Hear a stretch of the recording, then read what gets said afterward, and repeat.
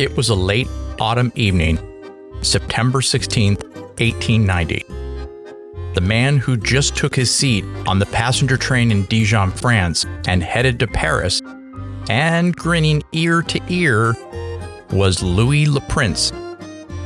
At the train station, anyone who saw Louis's face was momentarily startled, and then gave him a strange look, as if to say, "What are you so happy about?" Louis truly couldn't care less if he tried. He playfully tapped his foot on his suitcase underneath the seat in front of him. He couldn't help his giddiness. He knew that life would soon change. His family's life was about to change. Their life would never, ever be the same. He had missed his earlier train. The short visit with his brother in Dijon had gone a little later than planned. His excitement was contagious. His brother wanted to see the prototype of his invention, and he had many questions for him. I tell you, brother, it won't be long until my invention changes the entire world. He would be filing the forms he had filled out, along with the blueprints for his prototype in his suitcase, with the United States Patent Office there. His invention was truly about to change the world. He felt it with every part of him. Unfortunately, Louis Le Prince never arrived in Paris that night. He never arrived anywhere.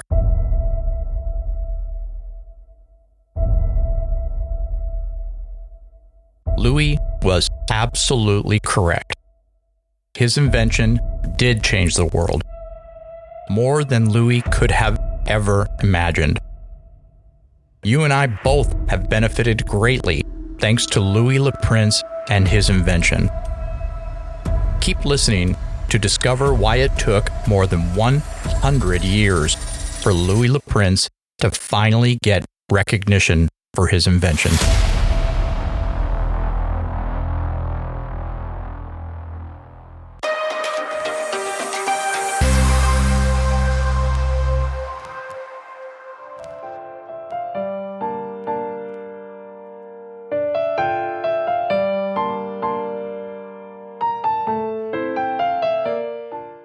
Welcome to the Solve Crimes podcast, where we tell stories of the most perplexing and unsolved mysteries of all time. In this episode, we explore the mysterious disappearance of Louis Le Prince, the man who would have been the first to bring moving pictures to life. With a suitcase filled with his precious documents and blueprints, Le Prince vanished without a trace during the journey. His disappearance remains one of the most baffling mysteries in the history of invention. While technically this isn't officially a crime case, we strongly believe that foul play was involved. We'll tell you the facts as we know them and let you decide for yourself. Did Thomas Edison, America's prolific inventor, play a role in Le Prince's disappearance to eliminate his competition? Or did Le Prince meet a different, yet equally sinister fate? This is the enigma that is the disappearance of Louis Le Prince. We'll be exploring every twist, turn, and theory that shrouds this unsolved mystery. Film historian David Robinson. Le Prince's work in the 1880s represents a critical but often overlooked chapter in the history of cinema. His disappearance just before he could secure his place in history adds a poignant layer to his legacy. Louis Le Prince was born in Metz, France, on August 28, 1841. He had a passion for art, physics, and chemistry as he grew up with his brother Albert. In 1866, Louis moved to Leeds, England for work. That is where he met fellow artist Elizabeth "Lizzie" Whitley. They were married in 1869. By 1881, he and Lizzie had 2 children, and the family moved to New York City, where Louis managed artists, specifically artists who painted panoramic landscapes, very popular at the time. To Louis, these paintings had an immersive quality, as if the landscape in the paintings actually moved. By 1885, Le Prince began working on a device that would capture moving pictures. In short time, he had built a camera with 16 lenses. Even then, he had ideas on how he wanted to build a single-lens moving picture camera. Le Prince was way ahead of everyone else. He was perfecting his invention at a rapid rate. Louis's daughter Marie had memories dating back to as early as 1886. I very much remember seeing my father projecting moving pictures on the wall of his workshop. By comparison, Thomas Edison didn't even begin to conceptualize his eventual camera for 2 more years. In 1886, Louis applied for a U.S. patent on his 16-lens camera, with phrasing that would allow a version with fewer lenses. This process would drag on for 2 years. More on why later. In 1887, Louis moved back to Leeds, England. A New York Times article later stated that he had made the move in order to keep his plans and prototypes far from, as Lizzie put it, those who might steal his work, such as industrial spies. Le Prince finally had a working prototype of his single-lens camera by 1888. He wasn't completely happy with the quality yet, but considering the others vying for similar inventions, it was best to get the patent and protect himself. At that point, his camera was encased in wood, mahogany to be exact. It weighed 40 pounds. It was hand-cranked, which moved light-sensitive paper between the lens and the shutter.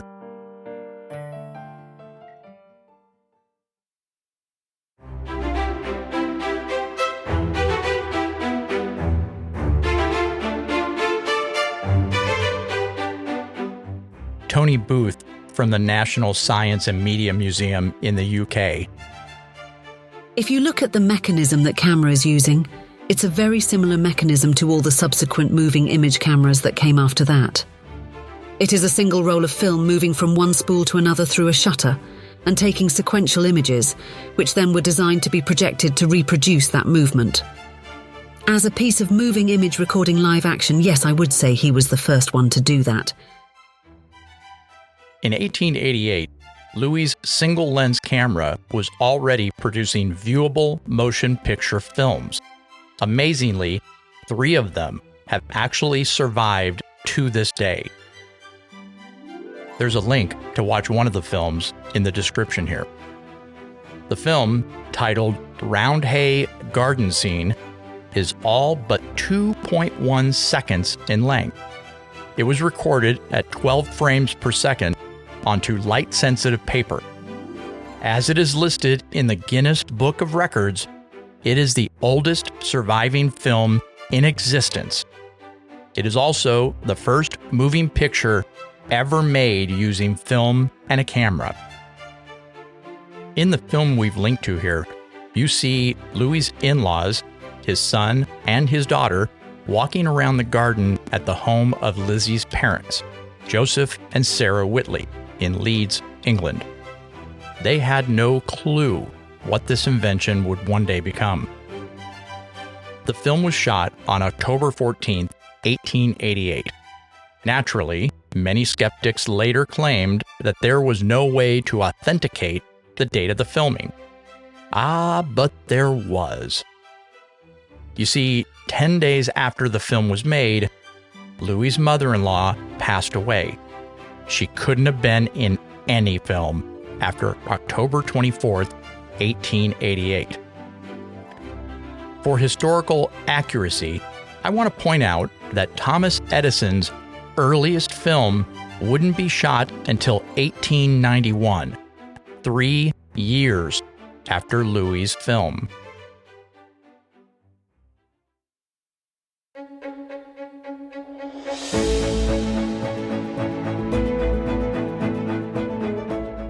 Le Prince had some issues he was obsessed with rectifying. First, he needed a way to present his films. Secondly, he needed to replace the light-sensitive material he was currently using with something more durable. Glass plates in the camera also kept breaking. Louis' passion for his device made him move quickly. In 1889, he began using celluloid as a replacement for the light-sensitive paper. In fact, he was able to use celluloid in both the camera and for projection. On March 13, 1890, Louis Le Prince projected a moving picture at the National Opera in Paris. Can you imagine the reaction of that audience? Later, in a sworn affidavit, Secretary of the National Opera Ferdinand Mauboussin said, "I witnessed what the projector could do. I made a complete study of this system." Once again, I feel the need to point out that Edison didn't show his motion picture camera until 3.5 years later. Lizzie and the kids were back in New York by 1890. Louis wrote her a letter stating his intent to return to New York in September of that year. He would then publicly and officially demonstrate his moving pictures to the world. There was a reason for his plan. Louis had been granted patents in France and Britain that covered his single-lens motion picture camera, but none of the patents were thorough enough to legally proclaim him as the inventor of a working device. Once Louis demonstrated his invention in New York, he would then secure his spot legally as the inventor of the motion picture camera. Shortly thereafter, Louis boarded that train headed for Paris. The rest is, of course, history. I know that it's obvious, but just think for a second. If he hadn't mysteriously disappeared on that particular date, we all would have grown up knowing the name Louis Le Prince, the true father of the moving picture camera. It's such a terrible injustice. And it got worse.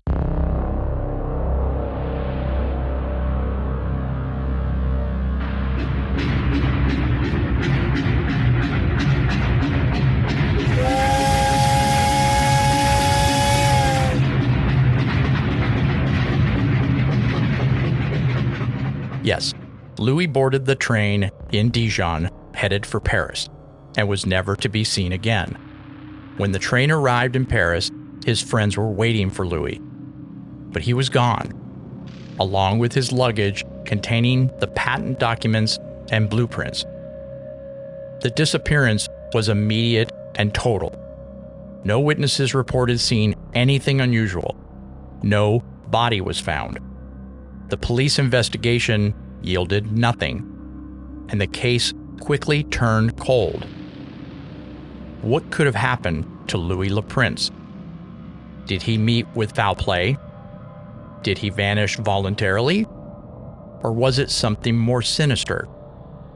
The most talked about and bizarre theories are coming up.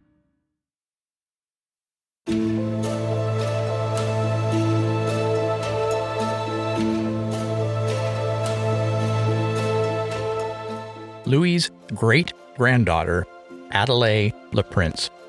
My great-grandfather's story is one of both great innovation and great tragedy.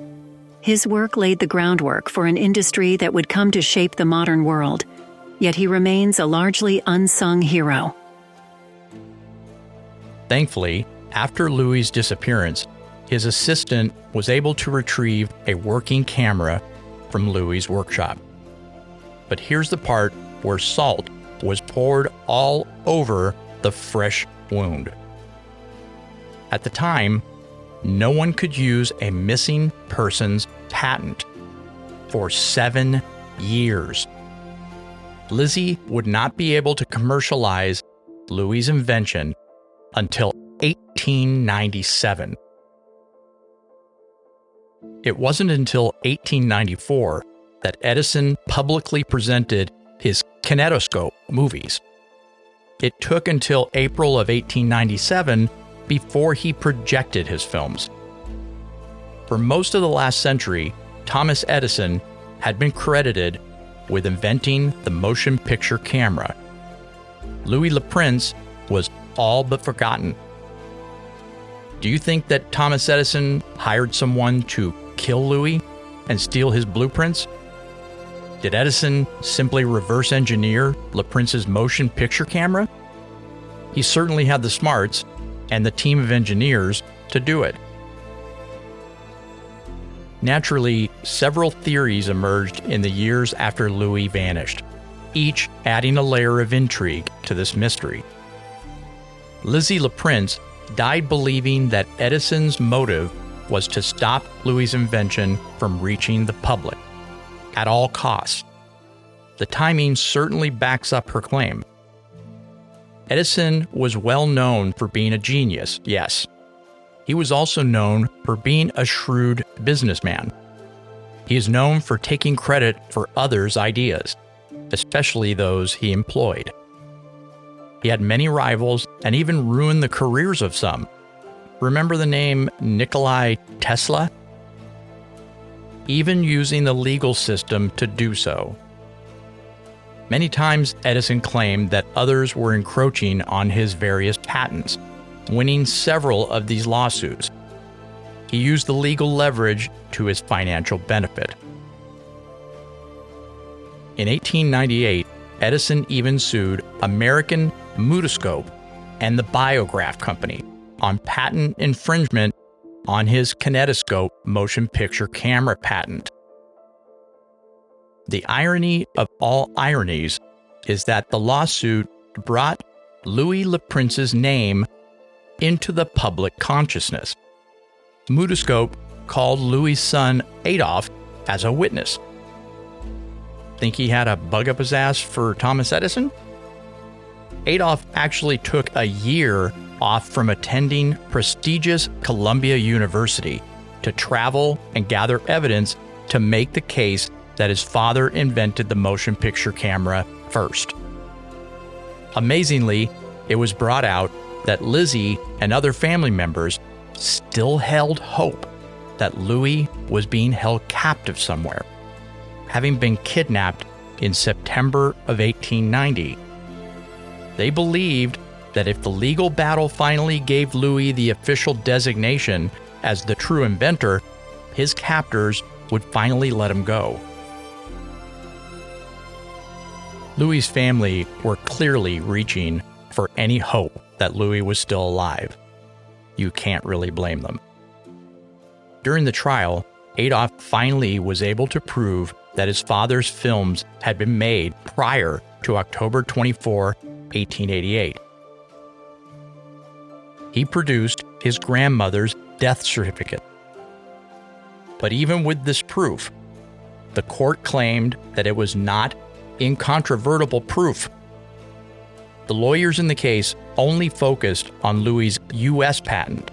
His patents in France and Britain were mainly for his 16-lens camera and did not include the proper specifications for the single-lens camera, which was the entire reason for this court case. The phrase "one or more lenses" was removed by the U.S. Patent Office on the grounds that they believed they had already granted a patent for a single-lens camera years before. That patent was for a single-lens still camera. The patent Louis submitted made it very clear that his device was a motion picture camera. It wouldn't be a shock if Thomas Edison had many friends high up in U.S. government. The Patent Office removing that phrase was the entire reason for Louis' 2-year battle of words with the U.S. Patent Office. The trial, at first, was in favor of Edison, but over the years would be reversed and reversed again. This started the famous patent wars. As the patent wars raged on, Adolph's testimony would be floundering in the shadows, once again making Louis Le Prince a forgotten inventor. In 1901, 3 years after Adolph testified in the Edison trial, he was found dead in the woods. He had been out hunting, and next to his bloodied body was his gun. It was assumed that it was a hunting accident. Some believed it was suicide. Considering what his family had been through, many truly believed that he was murdered. So, the Edison theory has had legs from the beginning, but there's never been any proof. The second theory is that a family feud caused the death of Louis Le Prince. Louis's brother Albert, an architect, is said to have been the only person who saw Louis board that train. In a bizarre twist, the 1890 missing person investigation never found a single train passenger who could for sure say that they saw Louis on the train that night. Louis and Albert's mother had passed away in 1887. Albert was the executor of her will. It has been rumored that Louis was not just visiting his brother in Dijon, he was there to pick up his share of the inheritance. Over $140,000 using today's value. Lori Snyder, Louis's great-great-granddaughter, doubts the Albert theory based on Lizzie's memoirs. In them, she depicts a close, loving family.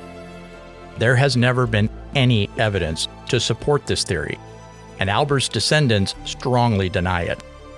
Also, evidence does show that Albert Le Prince was well off financially, which kind of douses the theory altogether.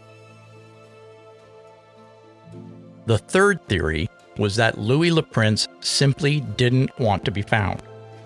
It is said that Louis was over $84,000 in debt. He had given Lizzie's family business a loan that hadn't been paid back. Lizzie was the sole breadwinner at the time. Louis hadn't worked for 3 years leading up to his disappearance. Lizzie had been paying for their household as well as funding Louis's experiments.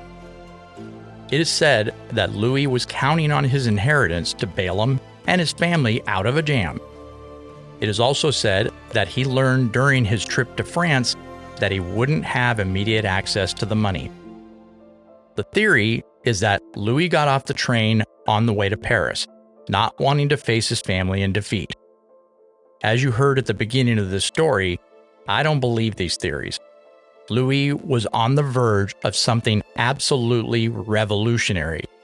He was very excited to bring it to the world and benefit financially for he and his family. This is a direct quote from Louis Le Prince himself. You tell me if he sounds like he wants to end it all. I feel that we are on the brink of something extraordinary. The moving image will change the way we see the world, and I am proud to be part of that transformation.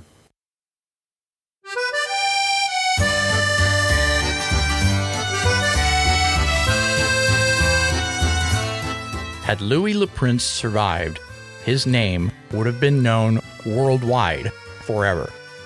He had created an amazing invention that changed everything. Instead, learning about what Louis did 134 years later doesn't pack as much of a punch for some people. He may not be legally or historically known as the father of motion pictures, but as far as I am concerned, and many film students, he is. If you have any theories about this case, or you simply want to discuss it with others, comment here on the app you listen to the podcast with. If there's a case you think we should look into, we would love to hear from you as well. Join us again soon here on the Solve Crimes podcast as we dive into other bizarre and tangled mysteries.